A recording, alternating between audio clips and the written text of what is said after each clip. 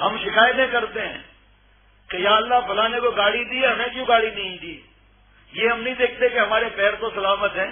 ایک شخص کے 2 پیر نہیں تھے، 2 ہاتھ نہیں تھے، جنگل میں اللہ تعالیٰ کو برے جملے کہہ رہا تھا، بے ادبی کے جملے کہہ رہا تھا، شکایت پر شکایت کر رہا تھا.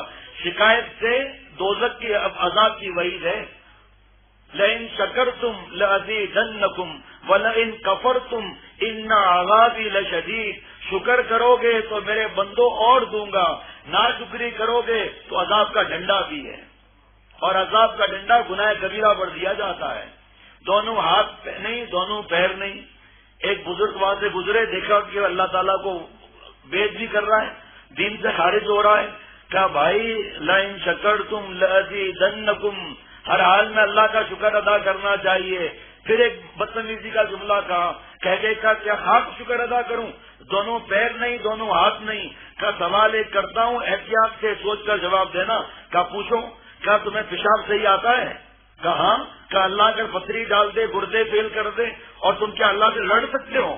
پیشاب میں تکلیف کیا ہوگی، گردے کی تکلیف کیا ہوگی؟ اب مجھے تم جواب دو کہ اس کا شکر ادا کرنا چاہیے یا نہیں ادا کرنا چاہیے. اسی حالت میں سجدے میں گر گیا. اللہ معاف کر دیجیے، آپ کا شکر ہے، آپ نے آنکھ دی، زبان دی، دان دیا. صحابی کا دھکا آیا ایک صحابی رضی اللہ تعالیٰ عنہ کو، فوراً کا دانت شہید ہو گیا. فوراً کا اللہم لک الحمد و لک الشکر، تمام تعریف اللہ کی ہے اور شکر بھی اللہ کا ہی ادا کرنا چاہیے. اے اللہ آپ کا کرم ہے کہ میری آنکھ بچ گئی. ہمارے ایک سعودی عرب کے دوست نے بتایا کہ پاکستان میں جب آپس میں ایکسیڈنٹ ہوتا ہے تو جس کو جو طاقت ہوتی ہے باہر نکل کر گالیاں دینا شروع کر دیتا ہے، چاہے فیملی کیوں نہ بیٹھی ہوئی ہو، چاہے برقعے والی عورتیں کیوں نہ بیٹھی ہوئی ہو، ورنہ لعنت تو دے ہی دے گا. لیکن فرمایا سعودی عرب میں ایکسیڈنٹ ہوتا ہے تو باہر نکل کر معانقہ کر کے ایک دوسرے کو چوم کر کہتے ہیں کہ ہم دونوں بھائی اللہ کا شکر کریں، ہماری جان بچ گئی. گاڑی تو بن بھی سکتی ہے، دوبارہ بھی آ سکتی ہے، لیکن اللہ نے ہمارے کو ہاتھ پیر ٹوٹنے سے بچا لیے، بڑا ایکسیڈنٹ نہیں ہوا. چوٹ بھی لگ جاتی ہے تو بھی شکر ادا کرتے ہیں کہ یا اللہ چھوٹی چوٹ میں جان چھوٹ گئی. ایک آدمی نے کہا کہ حضرت خضر علیہ السلام سے ضد کیا کہ مجھے مستقبل کا پتہ چل جائے. چلو بھائی پتہ چلنا شروع ہو گیا. پتہ چلا مستقبل کا کہ گھوڑا مر رہا ہے، اس کا بہترین عربی نسل کا گھوڑا بیچ دیا اور بیوی دوستوں کے پاس دیکھا یہ ہے مستقبل کا فائدہ. آج تو مزہ آ گیا، بس اتنا میرے رقم بچ گئی نقصان سے، ورنہ آج میں بیٹھا روتا رہتا. چند دن کے بعد پتا چلا عالی شان گھر گرنے والا ہے، فوراً بیچ دیا. اب اور خوش ہو رہا ہے. چند دن کے بعد پتا چلا مرنے والا ہے. ہاں جی، چند دن کے بعد کہا اب تو مرنے والا ہے، کل پرسوں کسی وقت تیرا انتقال ہونے والا ہے. حکیم کو فون کیا، کہا جو آپ کب توڑنے والی گولی دے رہے تھے اب ضرورت نہیں ہے اس کی، کب ٹوٹ گیا میرا موت کا ہی سن کر، اب کب تجھے دوا نہیں چاہیے. بھاگا ہوا حضرت خضر علیہ السلام کے پاس، دھاڑے مار مار کے رو رہا ہے، کوئی کچھ تو میرے لیے کرا دیجیے. اب تو میں موت کا فرشتہ مجھے آنے والا ہے پیار کرنے کے لیے، چما دینے کے لیے آنے والا ہے موت کا فرشتہ، ویسے گلے لگنے والا ہے، اس کو مجھ سے گلے نہ لگے اللہ کے واسطے. کہا بھائی تم نے خود ہی اپنے پیر پر کلاڑی ماری ہے.